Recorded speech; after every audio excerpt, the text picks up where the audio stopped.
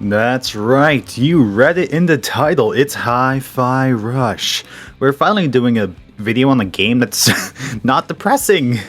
Hi-Fi Rush is the latest little sensation sweeping the gaming nation if you don't own a PlayStation, cause screw you guys, we are only available on PC and on Xbox. Get on Game Pass today, plug. Now this has been one of the most highly praised games I've seen on the internet for a good long while, and there is a very good reason for that. It came out complete. There's no DLC releases that they've announced already that's going to expand the story. There's no extra side bits that they're going to add as future updates. No, you get the entire game. And like you've probably heard some people saying already, the entire game is just plain amazing. Hi-Fi Rush dropped at the end of January during an Xbox Direct, and it was actually only revealed at that time. There was no lead-up ad campaign, it was just, bam, we're making the game, go play it. And even though the studio, Tango Gameworks, the guys who made The Evil Within, they were developing it in about 2018, I want to say, along Ghostwire Tokyo. Jesus, talk about a genre shift. And because of that genre shift from slow-paced horror action to a quick-paced musical action beat-em-up Devil May Cry style, there was some worry, and they decided to keep it quiet until they were ready to just release it.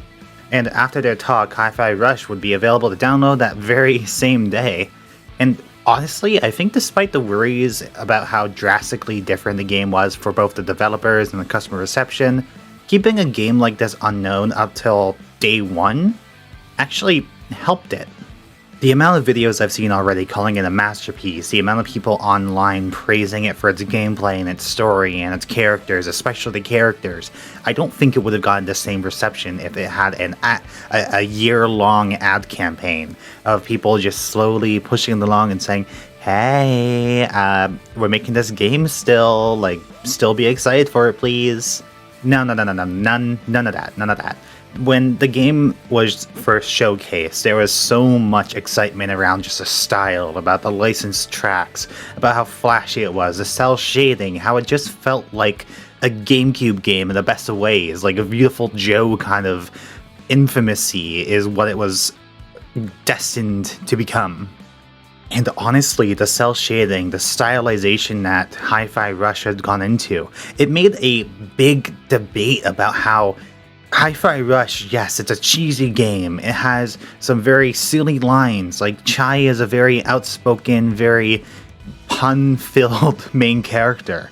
And there was some big discussion about how Forspoken, our little wizard wannabe game that kind of flopped for a $80 Canadian, more than that, 90 now, Jesus Christ. Thank you, new game prices. But how Forspoken kind of had the same characterization, but it didn't mesh with the world. Hi-Fi Rush, it meshes with the world. Hi-Fi Rush has a colorful style, it's more cartoony, while with Forspoken, you have the drab grays and browns of realism, and it doesn't sit well, it doesn't feel right. Because Forspoken is kind of like, oh, I'm taking this seriously, but Frey is kind of trying to fool around with it a little bit, make it more fun, but it clashes with itself, and that's where people started to talk about how Forspoken was trying to show off this fun protagonist, and how Hi-Fi Rush was also trying to show off this fun protagonist, but how you had to have the setting down. The best way I could put it is like with Frey with the whole, whoa, I just did that. You react with a, yes, Frey, you did that. Meanwhile, with Hi-Fi Rush, Chai could go like, whoa, I just did that. And you'd be like, fuck yeah, you did, Chai, you're amazing. I'm actually going to avoid going into a lot of story spoilers with Hi-Fi Rush because I do think it is a game that you should give a try. If you have Xbox's Game Pass, I do highly recommend giving this a download and giving it a shot. While the rhythm aspect for it can kind of put some people off, I understand that, it is actually pretty easy to grab a hold of and easy to understand. It's one of those easy to play, hard to master kind of games with the combos and everything, but I honestly think that it's a good experience just to give it a shot. Otherwise, over on Steam, it's about $40 Canadian before taxes are applied, and as of this video, I mean.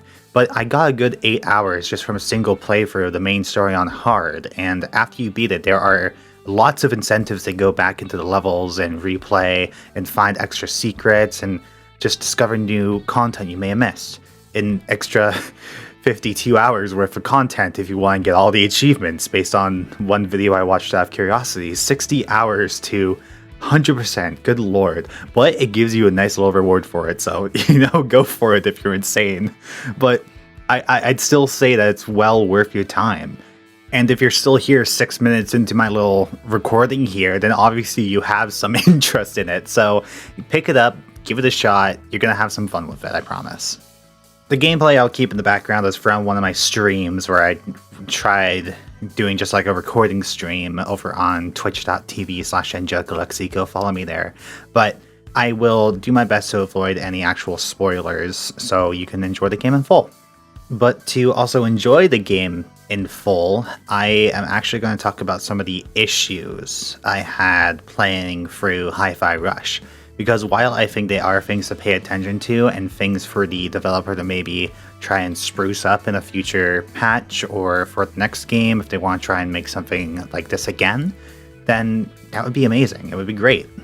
And it's honestly little nitpicks, so it's not like it's game demolishing. These are things that I had just pointed out from my own play perspective and think should be adjusted. Okay, so story time. We've got a ragtag little group of fellas aiming to change the world of the power of music, having to go up against a big bad corporation who's aiming to make the world a not good place. Hi-Fi Rush is a game with a quirked up little white boy who may or may not be good with the sauce. Chai's a future rock star with an MP3 player shoved into his chest that gives him the ability to tune into the world's natural rhythm, and a magnetic arm that's designed to pick up trash. Like security robots trash. And without going into details about the actual story structure, it's the classic corporate takedown. It went exactly as I expected. You work your way to the top to knock them down to the bottom with the power of rock, baby. Like how in No Straight Roads, you went up against all the big artists to gain access to the big bad company leader. But the main attraction was towards the characters, honestly. The main cast of Chai, 808, Peppermint, Macaron, Cinnamon, and a secret person who I don't want to spoil. Let me know if you caught her or dropped her, by the way. They all interact well with each other and have their own little developments. Everyone has a reason to fight, and they have a natural chemistry that improves over the course of the gameplay. Hi-Fi Rush does a really good job of making its characters feel alive. Everyone has their own little personalities, obviously, but they also react to each other very naturally. When it comes to, like, later on being able to summon your companions in the battle, if you're in a boss battle, they comment on the boss you're fighting. Like a little, you're going down, blankety blank, or you should have done better, blankety blank, like little comments like that. It makes it really refreshing. It makes it feel alive. And even though the story structure is pretty straightforward, they still have a lot of fun in the journey to the top. If you looked into the game at all, you might have seen some of the bosses already, or video compilations of them all. Kind of like how with No Straight Roads again, that was the majority of the YouTube advertising I was exposed to. The level structure is usually with a few lead-up levels and sections or entire levels dedicated to the boss fights. Like No Straight Road. Oh, okay. Yes. All right. Yes. I can't have a normal video. Going through all of it, it became a dual review of sorts because honestly, No Straight Roads and Hi-Fi Rush have a lot in common. They are both rhythm-focused beat-em-up titles that put a lot of attention into their characters and the performances. They have a similar story structure of taking out lackeys until you get to the big bad, and that similar theme of rock music and friendship saving the day. The biggest difference is how their endings are handled after defeating the company bosses with rock. And the fact that No Straight Roads focuses on original songs for their tracks, while, of course, Hi-Fi's use of their licensed tracks works really well. I got hyped up every time one of them came on. But the original tracks by the Glass Pyramids, with the majority of them in streamer mode, work just as well. They both have wonderful original tracks, and they take advantage of that. Also, I'm just saying it now, Chai would absolutely get along with Mayday. Like, they would both be cracking jokes while making Peppermint and Zook groan the entire time. You cannot argue with me on that one, okay? I played both games. This is bound to be the case. Where's the collaborative level? Where's the little DLC, the mashup? This is a partnership made in heaven. Get the people on the phone. Right. Okay, story. Hi-Fi Rush doesn't really do anything super innovative with its story, but it does something super interesting, I want to say. While it's nothing that is like breaking through the glass ceiling of small stylized titles, we have something great here. We have, like I said, a fully complete game upon release that is actually just fun. Honestly, Hi-Fi Rush is just pure fun. It wants you to enjoy the time you spend with it. It wants you to feel like you're really putting in the effort when you're playing. It wants you to feel like you're doing like great within the gameplay. It wants you to succeed, and it wants you to enjoy your entire process. And they made a game full of just fun and life, and I respect that. Overall, Hi-Fi Rush has more of a rhythm-tied, score-based beat-em-up system. It's like if Metal Gear Revengeance and Devil May Cry had a threesome with Cryptid and Necrodancer and spat this game out 9 months later. That is a very graphic description, but I think it kind of gets the point across. Every fight you're in is individually graded based upon your score, your timing, and your time to complete the encounter. Your score is obviously affected by your combo variety and by not getting hit, as getting hit drops your overall score. Your timing is how often you attack or make an action on the beat of the song when you react on time. And your time to complete is your time to beat the encounter. And at the end of each level, they're tallied up and averaged out. Most of my playthrough in the ending segments, by the time I'd gotten the feel for what the game was looking for timing, I was ending most of the stages with A's and S's. Rarely did I get like a C overall, but it still felt like I wanted to go back and I wanted to try and get the higher grade. I wasn't feeling like I was pressured into going and saying, oh, well, I have to get it if I want to get the best of everything. No, I wanted to. So while it's still a nice and basic incentive to replay levels, alongside some clear hints of backtracking within the levels themselves, it still makes you want to go back and do it. It doesn't force you to go back out of necessity. It makes you want to go back because you want to. And of course you want to. You want to get back in there. You want to rock out. You want to upgrade the hell out of Chai and his friends because you're going to be using them a lot. While 808 is more dedicated to just helping you keep time with a little ring pulse on every beat, Peppermint and Macaron are the main two people you're going to be summoning into your combat once you unlock it. Peppermint is needed to open up enemies if they have blue shields, energy shields, and later Macaron is needed to demolish Z shielding. Both of these defenses will automatically cause Chai's attacks to bounce off, so you gotta use blue, Peppermint, to knock out blue, and green, Macaron, to knock out green. It's easy to remember. The reliance on these two is the only kind of issue I have with the combat. Since every enemy that is protected, you've got to break those down and hope your partner targets the right person when you summon them on some occasions. Peppermint will genuinely spawn behind you a little bit and attack from afar. Macaron spawns right in front of you for his little slam flick combo. And while Peppermint's usually pretty good for targeting whoever has a shield, she's also able to destroy them in a single summon. Macaron needs 2 summons to break them. And honestly, Macaron having to be summoned twice was more so the bigger issue for me, especially since most context actions for Macaron only need a single hit. When there is a last enemy or like one big guy you want to take out first with one of those Z shields, it kind of kills the hype. Now, there is a chip that gives you a chance to break shields in one hit by dealing double damage with Macaron's summon. It's just a shame it's a chip and it's not just one summon out the gate. Now, like I said, that's more of a nitpick on my end. I just really had some trouble when it came to feeling like I was jumping between enemies and really having fun with that sensation, and then having to be suddenly stopped when someone with a shield that Chai can't break on his own just actually accidentally gets in the path of my combos. It just kind of killed the combo, killed my hype for the little zipping between everyone else at once, and it was just a shame. Because otherwise, the combat is really fun.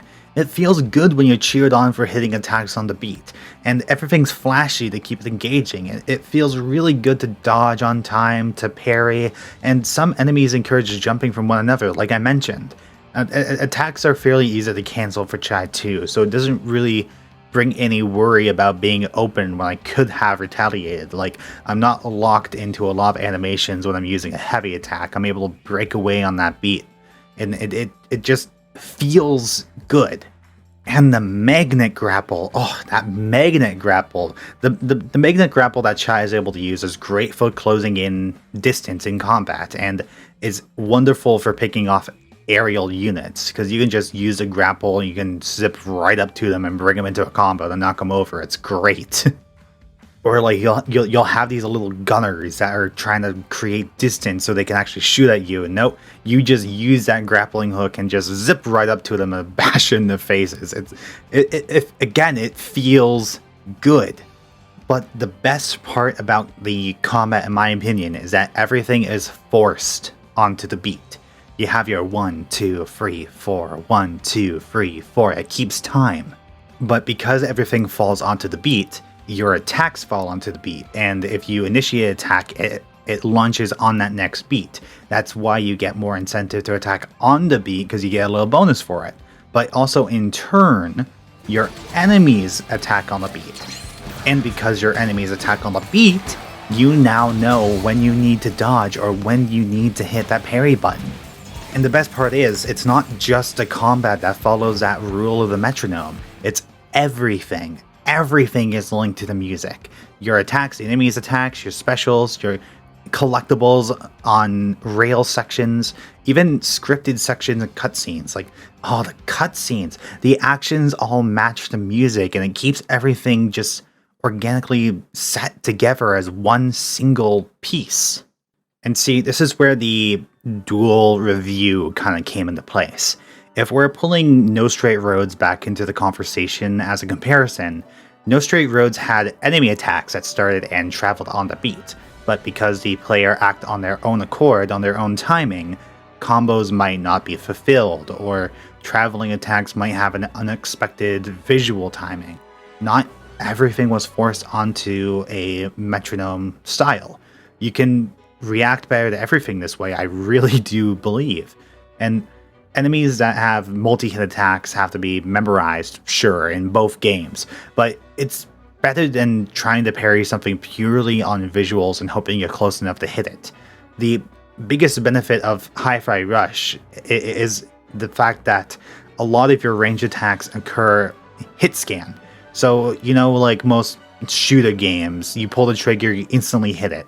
The same thing happens for your enemies. When they pull their trigger, it instantly hits you, or it instantly goes down their line of sight, their little attack space, your parry window. And you can either dodge it or you can parry it, but it's going to happen on that beat. You know when it's going to happen. And with Hi-Fi Rush, the beat is really easy to keep track of. It's snappy within the songs, but you also have a bunch of visualizations to help you. I've mentioned 808 making a visible ring on each beat. Your UI actually pulses to the beat where your health bar is. You have the world itself reacting to the music with bursts of steam and cogs turning, and Chai just giving a little tap of his foot on time when he is standing idle. And if that's still not enough, there's a very easily toggled bar that can be seen at the bottom of the screen, and it's not like something you have to go into your options menu to enable, disable. No, it's just a single button press. There's so much to the game that wants you to succeed. It wants you to feel good about playing it. And to help you feel good about playing it, it's trying to give you as much help as it can. It's refreshing. So while the combat and the world as a whole feels really, really good, the movement does not. Chai doesn't move around all too quickly for the way that the levels are built, in my opinion. A lot of them have more widespread expanses of land, and while he has a stride that matches the beat, his foot hits the ground on time. Chai, you've got to get that T-girl stride. You got to get schmovin'. Like, honestly, have you ever walked beside, like, a tall trans girl, or even just, like, a tall guy is, like, trying to keep up with a fucking athlete, man? And while you do have a dash that you can use, it is tied to a 1-2 free pause. You can't just constantly use it. It only has a maximum of 3 charges before you have to take a breath. The plus side to the dodge and the dash, rather, is that it pulls in collectibles that are around you, but it still doesn't feel like it's quick enough for how fast-paced the combat tends to be. And I can understand having a slower paced platforming or walking segments in the sake of giving the player a breathing moment, but it just doesn't feel good. It feels like it should be just like a little bit faster and it would be perfect.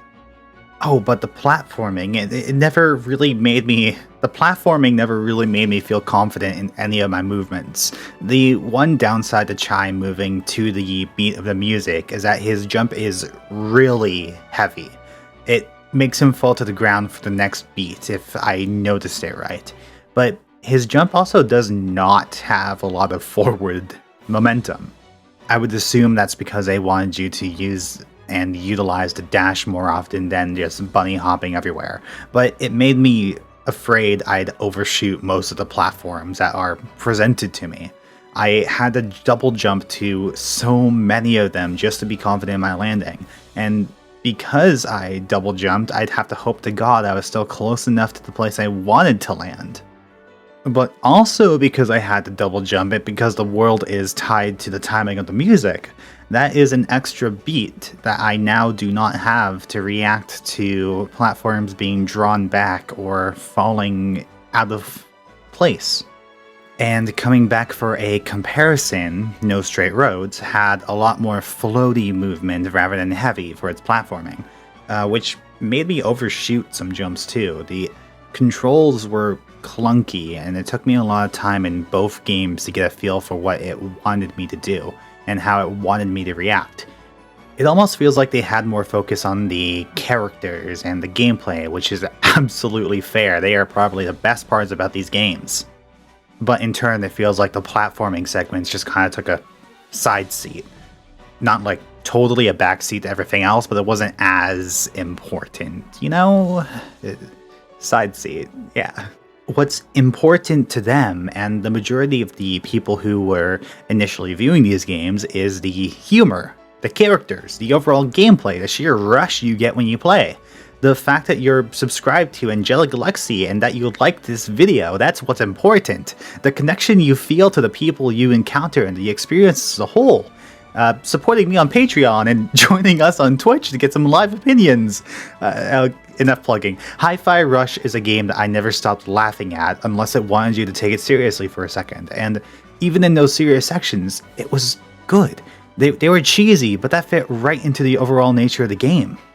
While similarly for No Straight Roads, a lot of the game is filled with comedy, but you have those serious moments where you have to sit there and go, are we actually the bad guys? We don't want to be the bad guys. They are both games that have a really good sense of how they want to tell their narrative. They want you to have fun, they want you to laugh at the experience overall, and they want you to take a moment to breathe and think about the bigger picture in some cases. With Hi-Fi Rush, that being Chai and his experience when it comes to relying upon others and trusting in friendship and not just being an independent person, but taking that action to work with people. Meanwhile, No Straight Road's conversation moves closer into the sake of like, is rock really better than EDM as a reliance on this city? Like, is the anarchy that Mayday and Zook are encouraging, is that actually proper? Will it actually help overall, or will it cause more harm than good without a clear, stylized sense of what they're doing? Hi-Fi Rush and No Straight Roads are both games I think everyone should try at least once. If you like the boss rushes, if you like the music-focused gameplay, and if you want to see something that challenges the genre of rhythm games and action games being smashed together. They're honestly games I haven't seen done before in their own ways. Yes, we have Crypt of the Necrodancer, but this feels totally different. This isn't like Crypt or beats per minute that come to mind. This isn't a roguelike with like a play and repeat structure. These are games that want to use their music to help tell a story, and they do it really well. Hi-Fi Rush and No Straight Roads are both charming. They have wonderful stories, wonderful characters, wonderful music, but I only really saw Hi-Fi Rush getting that immediate praise once it came out. And it could be that it got showcased on an Xbox Direct, but in reality, I'd say No Straight Roads walked so that Hi-Fi Rush could run. Which is kind of ironic to say even, because they were both in development in fairly similar times. Now, people were more attracted to Hi-Fi Rush, I understand, for how flashy it was, the style, the music that was being featured. And a lot of the things that I like from No Straight Roads comes from it being very stylized in its own way for its characters, being more cartoony, Steven's Universe, different skin colors and different body styles.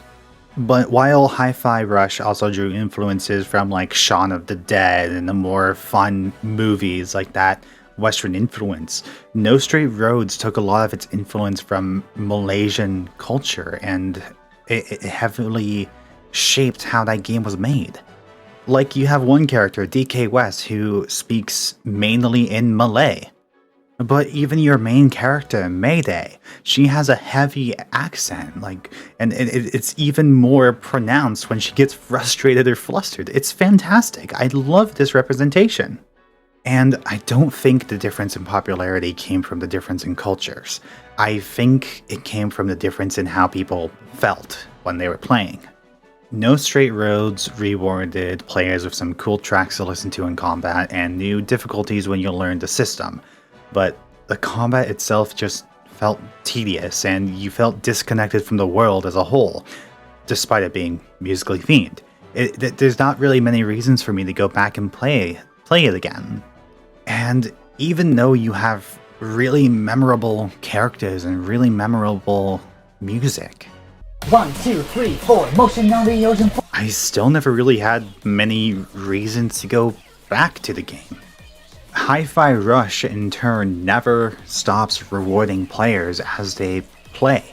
Combat, you get good feedback. Platforming, as clunky as they both were, you were able to mess around and find a ton of secrets. Story, we got fun moments between Mayday and Zook in No Straight Roads, but we got development and some minor depth with Chai and the gang. And honestly, the fact that everything acts on the beat is integral to that satisfying feeling. You enjoy the simple experience No Straight Roads offers. You enjoy the ease of repetition that Hi-Fi Rush gives you. That is the biggest difference, how much I would want to go back and play it again. Now, both games are massive building blocks. If more developers wanted to incorporate rhythm game mechanics into their games, they're both fantastic examples. No Straight Roads puts a lot of emphasis into their environments, their boss mechanics, and their stylized characters, while Hi-Fi Rush puts a lot of emphasis into the fun, cheesy comedy and their gameplay and their replayability. I've said that a few times now. And the most important thing is that with both games, you can really look past the bad and really enjoy the good. Hi-Fi Rush in particular is a fantastic game with great replay potential, and a wonderful step away from the super serious, hyper-realistic brown everywhere in games. We need more games like these. We need games that embrace the oddity of their medium and don't shy away from just being fun. We need more games that deviate from the norm and embrace their uniqueness. We need more wannabe rock stars. And if we keep our minds open and let these games be what they want to be, we might be able to convince people that there's more to popularized games than just shooters or Souls-likes or farming RPG hybrids that bring amazing experiences. Experiences that are almost as amazing as the people who've supported me on Patreon. Some absolute rock stars like Comatose, Nomadic Raven, and Vivian Aldrin. We need more games that will take chances. We need more people that will give those games a chance. And I need Peppermint to punt me into the stratosphere of that robot leg. She is so my type.